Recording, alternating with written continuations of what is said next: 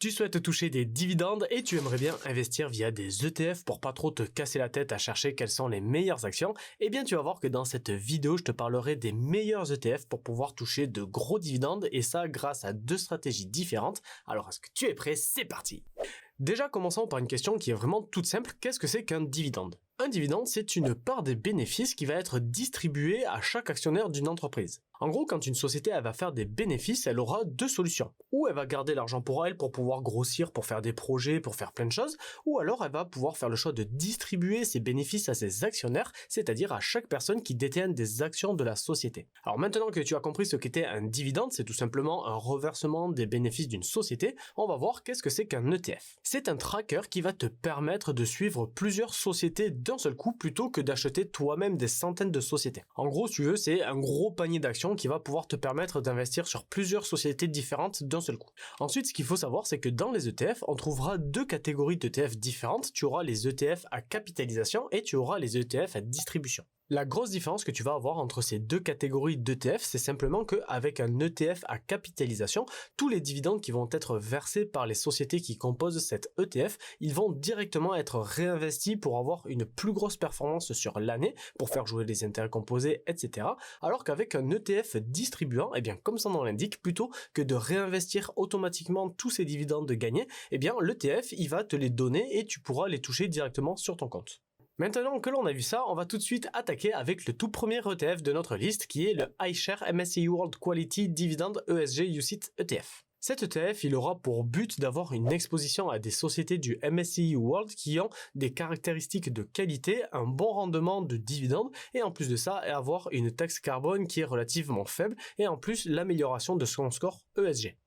Donc notre fameux ETF, c'est celui-ci, avec le ticker que tu vois juste là, QDVW. Tu vois qu'il a un prix de 5,5 €. Malheureusement, il n'est pas éligible au PEA, mais tu pourras investir dessus via ton compte titre. Au niveau de son encours sous gestion, il est de 670 millions d'euros et il a des frais annuels de 0,38%. En plus de ça, c'est un ETF qui est physique et c'est un ETF à distribution, fatalement, vu que nous, ce qu'on cherche, c'est d'avoir des dividendes et ces fameux dividendes seront versés une fois par semestre, c'est-à-dire que tu toucheras des dividendes 2 fois par an. Ensuite, au niveau de cet ETF, tu vois qu'il est relativement bien diversifié parce qu'il n'est pas trop exposé aux États-Unis, entre guillemets uniquement à hauteur de 44%, et tu vois qu'il y a des entreprises qui sont quand même très connues dans le monde de la bourse. Ensuite, au niveau de son graphique, tu vois que si on le met sur, hop là, on va mettre sur les 5 dernières années, tu vois que sur 5 ans, il a une performance de, on va dire, allez, 51,36%, 50% à peu près. Et pour ce qui est du rendement de ses dividendes, tu vois qu'il est de 2,94%, c'est-à-dire que tu vas toucher 2,94% de ce que tu vas investir en dividendes tous les ans. Alors, je fais une petite parenthèse parce que j'ai dit que c'était 2,94% de dividendes par an, mais c'est pas totalement vrai. Tu sais comment fonctionnent les dividendes. Là, c'était le rendement au moment où j'ai tourné la vidéo, donc c'est un petit peu biaisé et au fur et à mesure des années, si l'ETF prend de la valeur et que le dividende augmente, eh bien, fatalement, ton rendement, il va augmenter aussi. Bien, maintenant que l'on a vu ça, notre second ETF sera le SPDR S&P Global Dividend Aristocrate UCITS ETF. Cet indice, il investit dans des sociétés qui ont maintenu un dividende qui est au moins stable ou alors croissant sur les 10 dernières années minimum. Donc pour ce qui est de l'ETF, tu vois que son ticker c'est ZPRG, si jamais tu veux le chercher pour investir dessus. Il a un cours actuel de 27,73 €. Malheureusement, tu ne pourras pas y investir via ton PEA, tu seras obligé de passer par ton compte titre. Au niveau de la taille de l'encours sous gestion, il est de 1 milliard d'euros avec des frais annuels de 0,45% par an. Cet ETF aussi, il est à réplication physique, ce qui est très très bien. C'est un ETF bien évidemment distribuant, mais par contre, à l'inverse de celui de tout à l'heure, tu vas pouvoir recevoir tes dividendes une fois par trimestre, c'est-à-dire que tu en toucheras 4 fois dans l'année plutôt que 2. Pour ce qui est de sa composition, tu vois que là, il est comme l'autre, il est assez bien pondéré parce que il y a que, entre guillemets, 42% de l'ETF qui est basé aux États-Unis. Je te laisse regarder les sociétés. Il y en a que je connais, il y en a d'autres que je ne connais pas.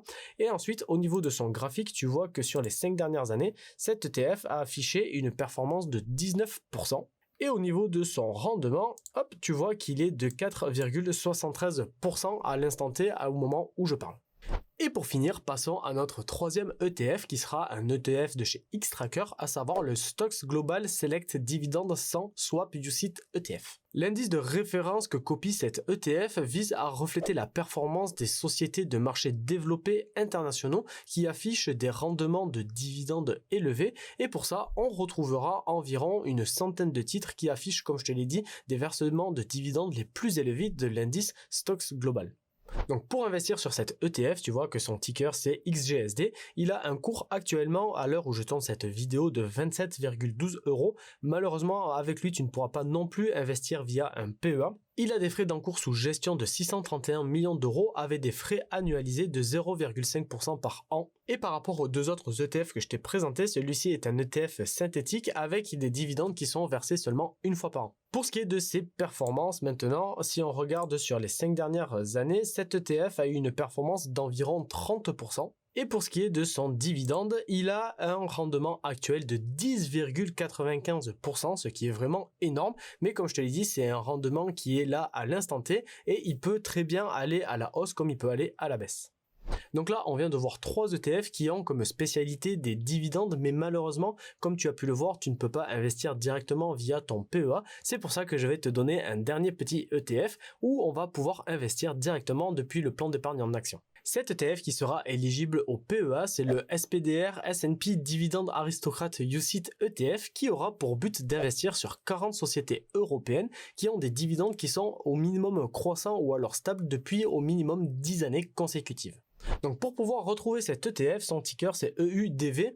Pour pouvoir investir dessus, son prix est de 21,65 € et contrairement aux autres, il est éligible au PEA et tu vois qu'il a même un très bel encours sous gestion de 1,2 milliard d'euros et des coûts qui sont relativement assez faibles au niveau de leurs frais car ils sont de 0,30% par an. Et en plus de ça, c'est un ETF qui est physique à distribution et cet ETF est distribué une fois par semestre, c'est-à-dire que tu toucheras des dividendes 4 fois par an. Maintenant, si l'on regarde la composition de l'ETF, tu vois qu'il est relativement très bien diversifié. Il n'y a pas de pays qui est, à part l'Allemagne, vraiment très au-dessus, comme on pourrait le voir sur d'autres ETF, comme par exemple le MSCI World, où tu vois que c'est les États-Unis qui prennent vraiment une très grosse place. Là, c'est relativement assez bien équilibré. Et au niveau des sociétés, tu vois que sur les 10 premières sociétés de l'ETF, elles ne représentent que 40% de celui-ci, donc c'est vraiment très très bien. Maintenant, au niveau de son rendement, tu vois que sur les 5 dernières années, il a eu un rendement d'à peu près 14%, ce qui n'est pas vraiment très folichon. Et au niveau de son dividende, il a un rendement de 3,49% par an au moment où je tourne cette vidéo, bien évidemment.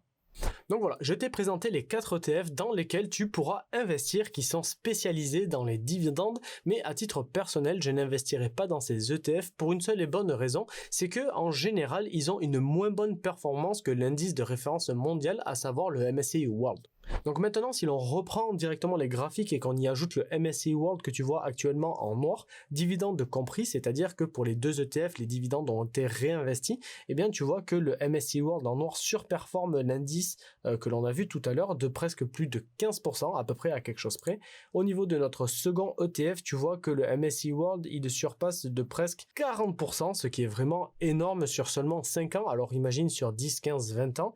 Et pour le dernier, le Xtracker, c'est à peu près, voilà, il fait à peu près le double, c'est-à-dire il fait un peu plus de 30% de plus que l'indice. Et pour le pauvre ETF, le seul qui était éligible au PEA, tu vois que le MSCI World le bat à plat de couture car il fait presque une performance de 50% de plus, c'est-à-dire que sur les 5 années entre les 2 ETF, tu aurais une performance de 10% de plus tous les ans en investissant directement sur un MSCI World.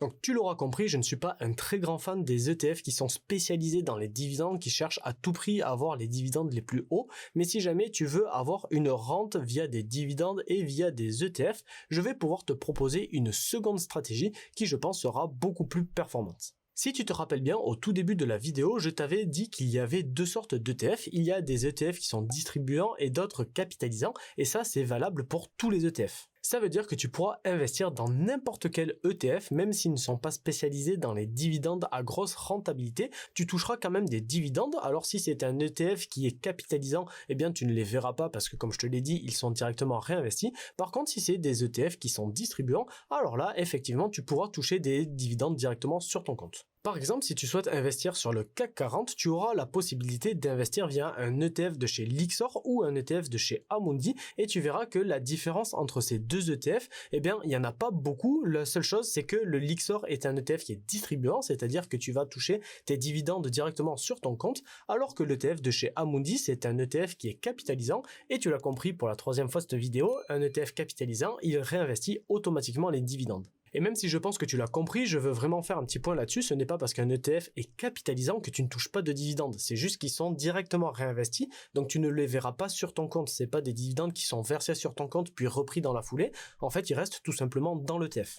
Et maintenant, si l'on compare ces deux ETF sur 5 ans, tu vois qu'ils ont plus ou moins la même performance. Il y a le ETF de chez Lyxor qui est peut-être un tout petit peu plus performant, mais tu vois que déjà en investissant directement sur un ETF CAC 40, sur les 5 dernières années, tu aurais eu une performance de 60% par an, alors que, je te le rappelle, certains ETF que l'on a vu tout à l'heure avaient juste des performances de 14% sur 5 ans, ce qui est vraiment très très faible. Et pour te présenter très rapidement l'ETF de chez Lyxor, parce que je ne te parlerai pas de celui de Amundi vu qu'il est capitalisant, toi je pense que si tu regardes cette vidéo c'est pour toucher des dividendes directement sur ton compte, et bien cet ETF il est, comme je te l'ai dit, distribuant, c'est l'ETF, le ticker c'est CAC, il a un cours de 72 euros, il est éligible au PEA, il a un encours sous gestion de 2,9 milliards d'euros, des frais qui sont relativement assez faibles de 0,25% par an, c'est un ETF qui est physique, c'est un ETF bien évidemment comme on l'a dit, à distribution et ils sont distribués ces dividendes une fois par semestre. Au niveau de sa composition, je passe très vite parce que c'est pas le sujet de cette vidéo, c'est tout simplement une composition de CAC 40.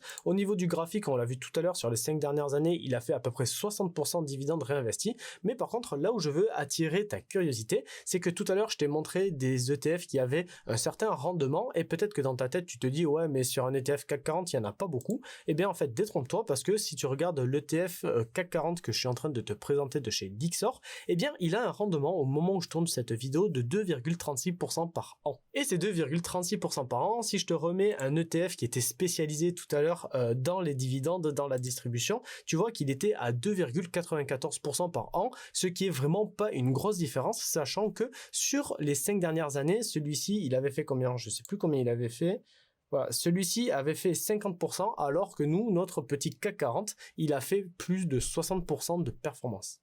Bien, et pour finir cette vidéo, très rapidement, on va se poser une dernière petite question. Est-ce que c'est vraiment une bonne stratégie d'investir dans des ETF qui versent des dividendes? Alors là, je ne te parle pas des ETF spécialisés dans les dividendes parce que je pense que tu as compris que je n'investirai pas dessus et que je ne pense pas que ce soit une très bonne idée, mais je te parle plus de la différence que tu vas avoir entre un ETF capitalisant et un ETF distribuant. Personnellement, j'utilise que des ETF qui sont capitalisants parce que je suis dans une phase de construction de patrimoine, c'est-à-dire que je vais réinvestir tout le temps ce que je gagne pour faire un effet boule de neige, pour faire travailler les intérêts composés, et mon but ce n'est pas tout de suite de vivre des dividendes, mais si jamais je devais investir dans un ETF qui est distribuant, c'est-à-dire que je touche des dividendes directement sur mon compte, je pense que je le ferai obligatoirement directement avec un PEA pour pouvoir avoir les avantages au niveau des impôts. Et bien nous voilà à la fin de cette vidéo, j'espère qu'elle t'aura plu. Si c'est le cas, n'hésite pas à mettre un gros pouce bleu, à t'abonner, à activer la petite cloche de notification.